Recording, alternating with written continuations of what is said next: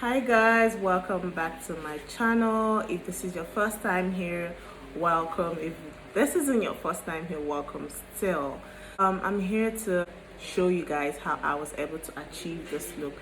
I've gotten loads of questions, so I'm gonna try and answer all the questions in this video. I actually did two different types of faux locks. This has a little bit more texture than this looks more realistic, more faux locksy, if that's even a word, and this looks kind of bohemian-ish. God guys, I don't even know the words I'm using. I just hope I'm correct, but yeah, there are two different styles. I'm not here to take up much of your time, so I'm just going to jump right in. I'll take out these two extensions in front here.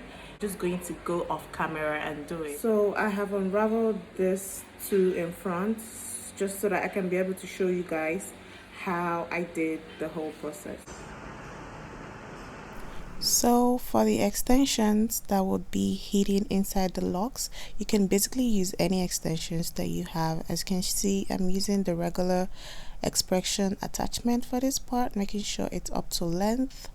And also you can use the regular Marley twists, or in Nigeria we call it what's it called, kinky attachments for this style too. So I'll be showing you guys the two ways that I used it.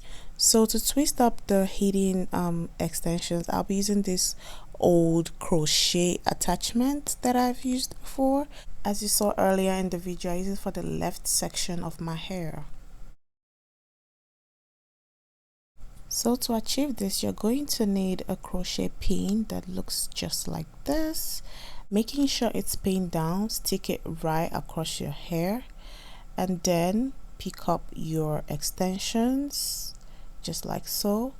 Pass it right at the middle of the clip, and then clip it down and pass it out of your hair.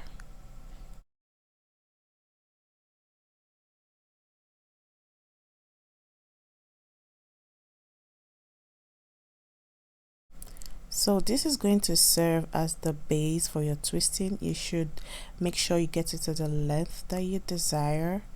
And then picking up the old crochet locks, I'm going to start twisting around my hair. So pay attention to the way that I'm starting my twist. I brought out the tips of the locks, set it as a base to my twist, and then started twisting around it. I don't know if you guys saw what I did, but I'll probably do it again. And then as I'm twisting, I'm pushing it tightly together so that there aren't gaps or space with your twist. But even though that happens, that's fine. We can always work that out later. I'll show you guys how to do that. So you can see how I joined the next twist. I did the same thing I did at the beginning, brought out the tips, used it as a base, and then started wrapping around it.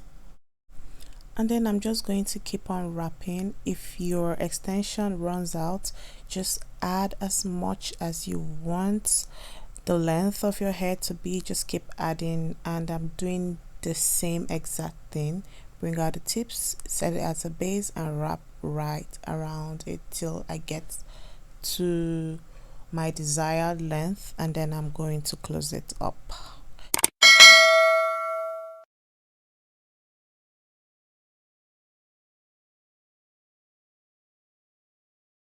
So gaps like this for a colored attachment is inevitable, but that's not to worry. I'll show you guys how to close it right up like a boss. So do not try to do a length check with hair coming from the back of your head. You're going to get deceived. Rather, pick an extension closest to the twists that you're making right at the moment, and you'll get your perfect length check. As you can see, I'm not at my desired length. So I took a little bit of kinky Marley extensions to complete it up.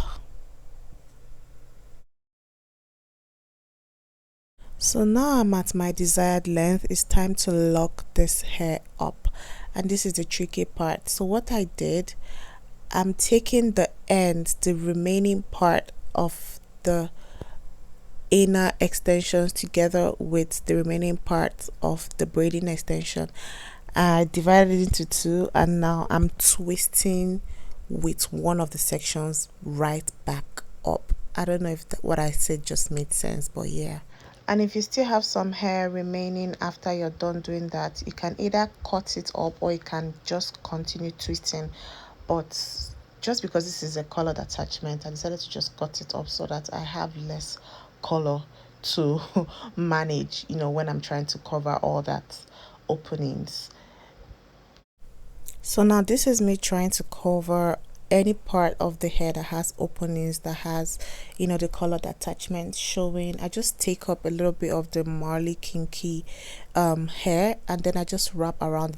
This is pretty easy. Just wrap around anywhere you see color, and that's it. This would have been so much easier if we had used a black attachment. It wouldn't have been so obvious, or if we had used the Marley kinky twists throughout, both for our hidden part and for the twisting. But yeah, I did this for the purpose of people that might not have the Marley twist handy.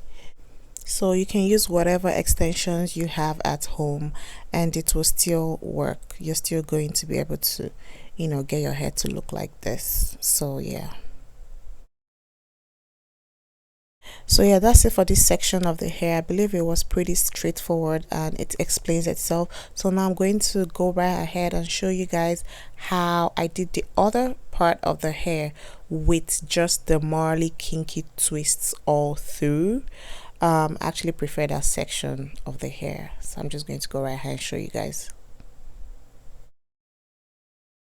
So it's basically the same method. Use your spoolie, fix your extensions into the spoolie. This time around I'm using the kinky, like I said, and just exactly as I did it the other way. Just I wanted to show you guys how rough and almost full loxy believable this using these extensions will give you, other than using the crochet. The other one looks a little bit more defined, and this one looks really undefined. This one looks like your natural hair, or rather your natural locks.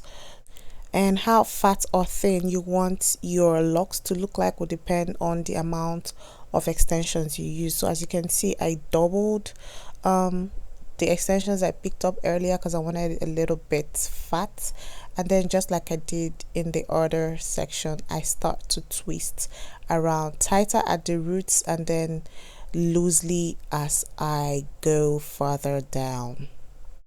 This is a pretty simple protective style if you ask me, and I don't think it took me more than 3 hours to get it installed, and that's probably because I have between 16 to 18 partings for my locks. I'm not so sure, but I don't think it's more than 18 locks that I had on my hair, and that's because I wanted it fat and chunky, and I wanted my roots to be really visible so I can get to work on them, remoisturize at will.